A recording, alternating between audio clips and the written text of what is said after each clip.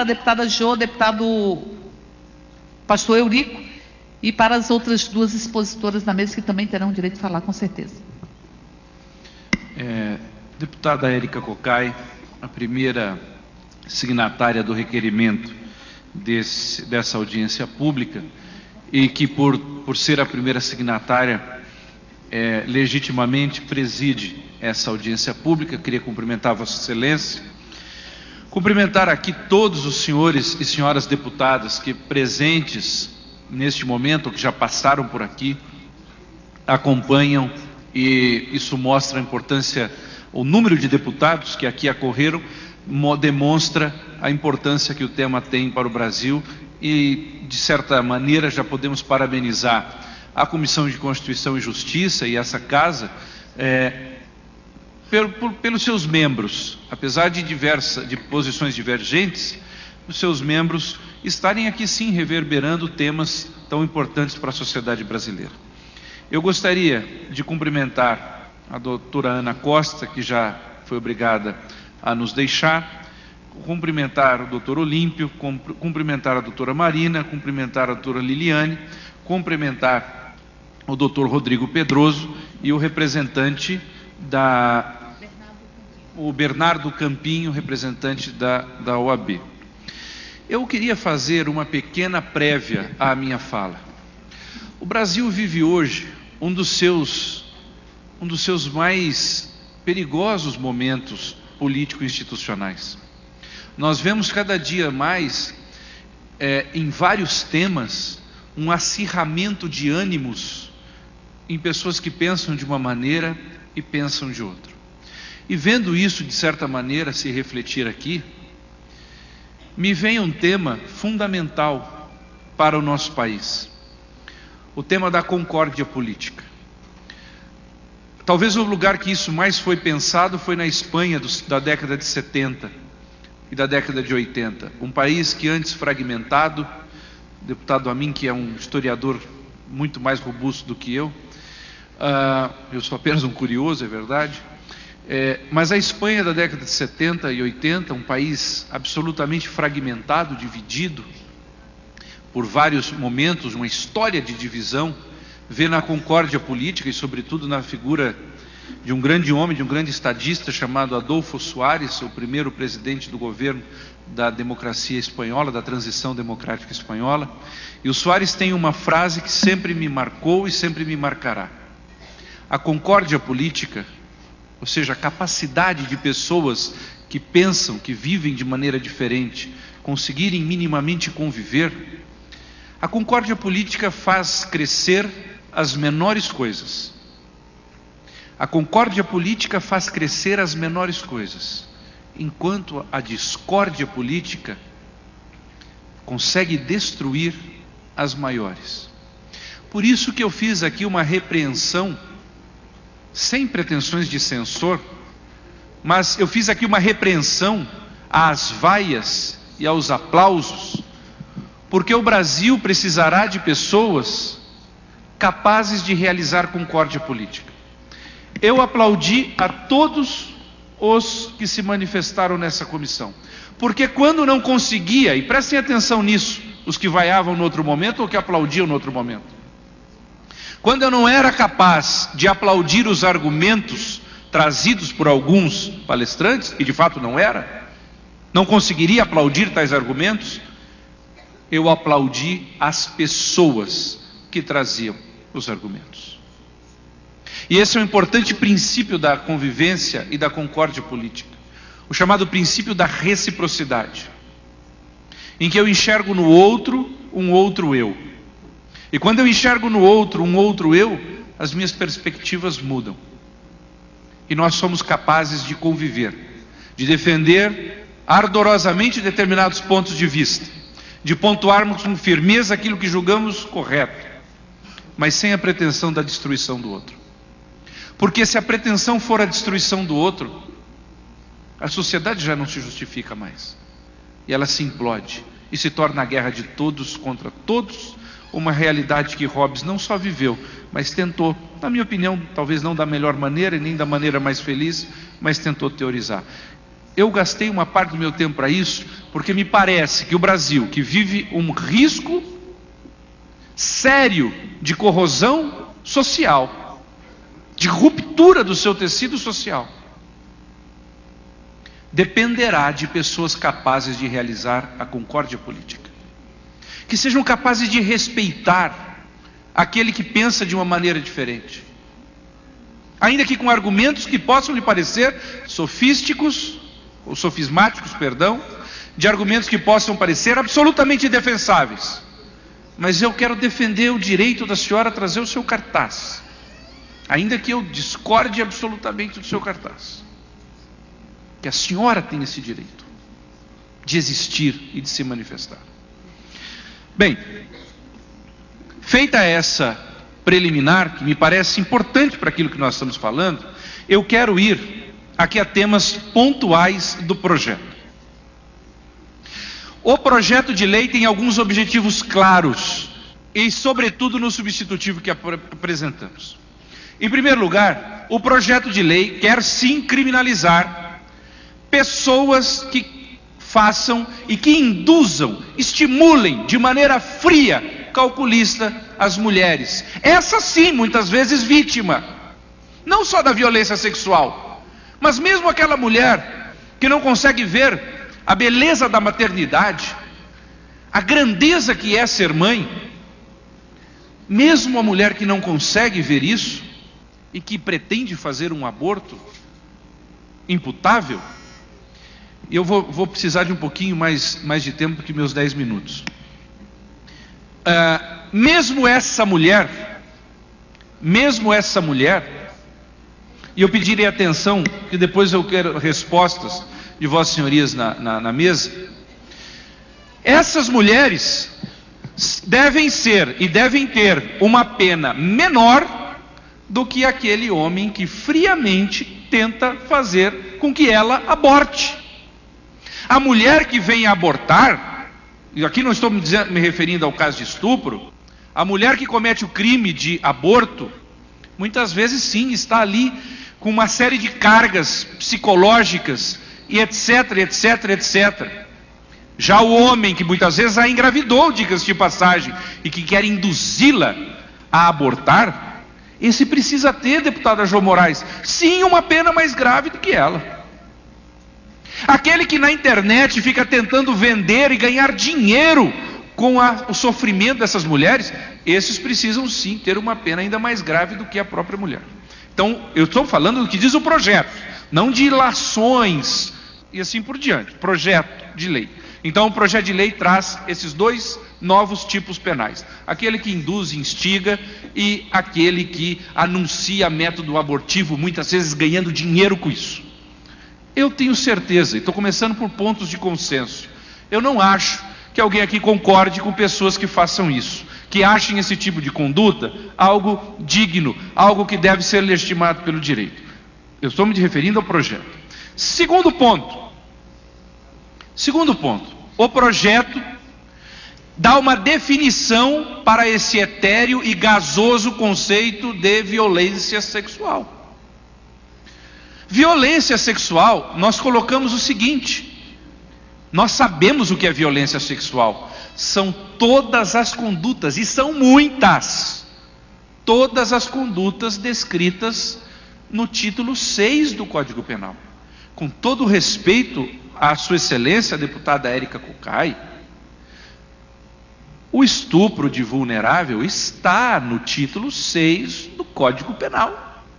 Dizer que o projeto pretende tirar o estupro de vulnerável, ou é não leitura do projeto, ou não leitura do título 6 do Código Penal, ou um argumento falacioso. O estupro de vulnerável está previsto no título 6 do Código Penal e, portanto, contemplado absolutamente pelo projeto em questão. Um ponto fundamental aqui, e que eu acho que por esse já, entre outros, óbvio, mas por esse já valeria a pena essa audiência pública. Eu estou absolutamente disposto a retirar o parágrafo 1º do artigo 3º no substitutivo, que trata da exigência do exame de corpo de delito, nós não queremos condicionar o atendimento da mulher a um exame de corpo de delito. Ninguém aqui pensaria algo assim. Nós não vamos... Obrigado. Nós não vamos condicionar o atendimento à mulher que chega com risco de vida, ou mesmo que não tenha risco de vida, mas chega minimamente ferida, frágil, abalada emocionalmente, ela deverá ser imediatamente atendida pelos serviços médicos.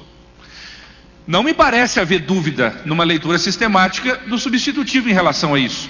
Mas, como não sou dono da verdade, e como percebi que há pessoas que têm essa dúvida, humildemente, deputado Marcos Rogério, nós vamos redesenhar de uma maneira que nós tiremos essa exigência do exame de corpo de delito quando tratamos da lei de violência sexual, e vamos trazê-lo para o artigo 128, inciso 2 do Código Penal, onde trata da inimputabilidade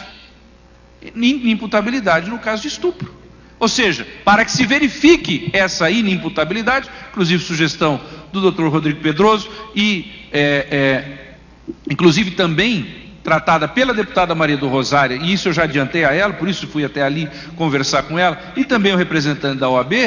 Isso é uma coisa que nós vamos fazer, para que não surta, para que não persista qualquer dúvida de que nós não queremos condicionar a atenção de saúde da mulher à criminalização do estuprador. Então isso daí nós tranquilamente iremos alterar.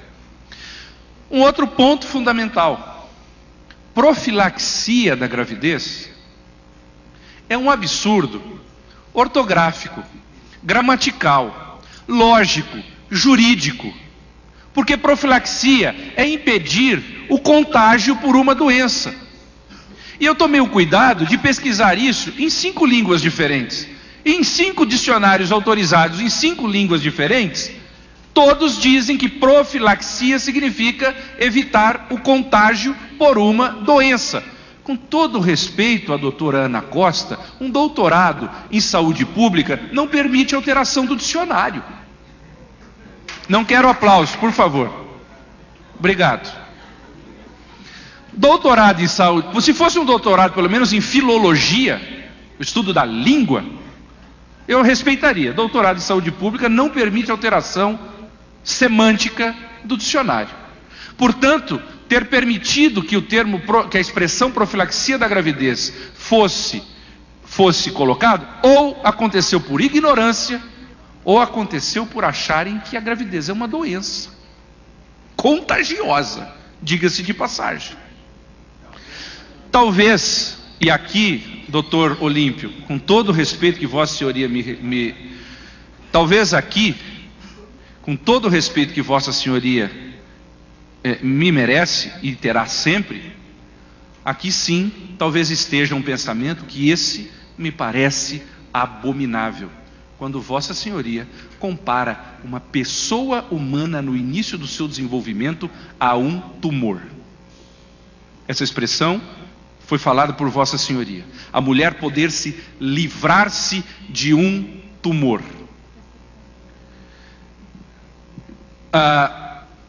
O feto, com todo respeito, não é um tumor. É uma pessoa humana, que deve ter a sua dignidade garantida desde o início da concepção. E a genética nos ajuda tanto nisso, pois sabemos que inúmeras características da pessoa humana, o cabelo que temos, a cor dos nossos olhos, determinados traços de temperamento, já estão previstos na primeira célula embrionária. Que beleza genética a nos mostrar isso. Pessoa humana, em um momento do seu desenvolvimento, como a infância é outra, como a adolescência é outra, como a terceira idade, melhor idade, sei lá como se chama hoje, as pessoas que amadureceram e que gozaram a vida em sua plenitude, São fases da pessoa. Eu preciso de mais tempo, porque afinal sou relator e preciso demonstrar, inclusive, que o relator não tem prazo previsto no regimento, Vossa Excelência sabe disso. E eu, terminando aqui, de maneira mais objetiva possível, as questões que foram colocadas, e eu preciso responder a elas, sob pena da audiência não ter sentido prático, né? Então, essa questão do artigo 128 fica colocado. Nós precisamos, e aqui eu queria felicitar a doutora Liliana Bittencourt, porque colocou uma coisa muito importante. Com todo respeito, não existe direito a aborto no Brasil. E aí tem um ditadozinho romano de que sempre me agrada: Nessutor utera crepidam. Não vá ao sapateiro além das sandálias. E eu não vou entrar em questões médicas, como os médicos não deveriam entrar em questões jurídicas. Então, o aborto no Brasil é crime, porque crime é fato típico, ou seja, previsto no determinado diploma legal, e antijurídico, ou seja, contrário ao justo objetivo. Isso é crime. Isso já tem uma doutrina de direito penal de séculos, não é uma coisa de hoje. Então o aborto é crime. Mas o aborto no Brasil não é punido em duas ocasiões. Primeiro, em duas ocasiões. O aborto não é punido em duas ocasiões, artigo 128, incisos 1 e 2 do Código Penal. O direito brasileiro construído nesse Congresso Nacional, que tem representação popular, eu tenho um respeito enorme pelo Supremo Tribunal Federal, mas ele não é fruto de representação popular. Aqui é representação.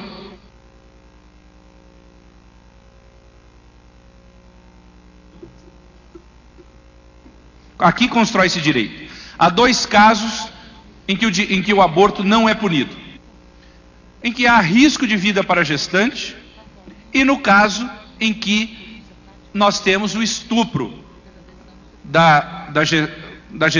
antes, que depois se torna gestante. O projeto, senhoras e senhores deputados, senhoras e senhores que nos ouvem e nos assistem, não mexe nisso. O aborto continuará não sendo punido no caso que há risco de vida para a gestante e no caso de estupro. Nós não mexemos nisso. Agora, daí tirar-se um direito é uma ilação, com todo respeito, absolutamente sofismática, ou seja, é um sofismo. Bom, em relação a se a mulher mente ou não, é óbvio que no direito brasileiro, doutor Olímpio, não existe esse tal princípio da veracidade, que seria um princípio básico. Isso aí não existe. Princípio da veracidade, da presunção de veracidade. Inclusive, quem tem fé pública no Brasil são determinados agentes previamente descritos no direito. Nós não estamos dizendo aqui que as mulheres mentem. Nós só queremos que o estupro, um crime horrendo, abominável, que um crime horrendo e abominável tenha sua constatação feita por mecanismos objetivos. É só isso. Só isso. Essa questão de ter direito me traz uma ideia muito preocupante. A ideia de que um ser humano pode planejar um outro ser humano. A mulher tem o direito à sua sexualidade, direitos reprodutivos. Eu posso planejar quem, como e que jeito que vai ser. Uma outra pessoa humana eu não posso, eu não tenho esse direito. É outro ser humano, autotranscendente, livre, responsável, único, irrepetível. Eu não tenho esse direito.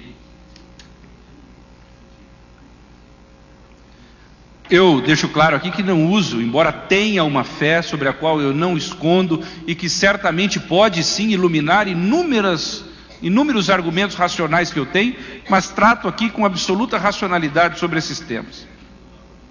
Bom, tentou-se colocar uma outra coisa aqui que é falsa, e é importante que a população brasileira saiba disso. Há quem pense e quem defenda que a casa, que o domicílio das famílias brasileiras é um circo de horrores, em que o marido a todo tempo está a estuprar a esposa e pondo em risco a vida dos seus filhos. Com todo o respeito a quem nos assiste, a quem vive nas casas, nas residências verdadeiras do Brasil, as casas brasileiras, em regra, não são um circo de horrores. Pelo contrário, a maioria do povo brasileiro é feita por homens que amam e respeitam as suas mulheres, mulheres que amam e respeitam seus maridos, e ambos respeitando e amando seus filhos, mesmo quando não conseguem conviver entre si mais, mas querem sim amar e respeitar. Essa é a maioria. E aqueles que agirem de maneira diversa dessa, precisam sim ter uma punição exemplar. Tragam-me os maridos que estupram as mulheres, e eu serei o primeiro a pedir deles uma condenação, e assino um projeto de lei junto com a senhora. E assina um projeto de lei junto com a deputada Érica Cocai, para que o estupro, quando cometido por marido, seja mais grave do que aquele cometido por outro homem. Porque o marido deve sim proteger a sua esposa, e ela confia nele, e jamais estuprá-la, jamais atentar minimamente contra a sua dignidade. Pelo contrário, um homem de verdade será aquele que em todas as circunstâncias defenderá a dignidade, a honra da sua esposa e de todas as outras mulheres. Não é um circo de horrores o domicílio, a casa de brasileiros e brasileiras rincões afora. Pelo contrário, é um lugar em que ainda o amor, a vida e a esperança continuam a florescer. Bom, aqui várias questões foram tratadas. A deputada Maria do Rosário, a doutora Ana Costa, o doutor Campinho falaram sobre essa questão de misturar a criminalização e misturar o atendimento. Então, para isso, já estou oferecendo uma solução prática que contempla essas questões.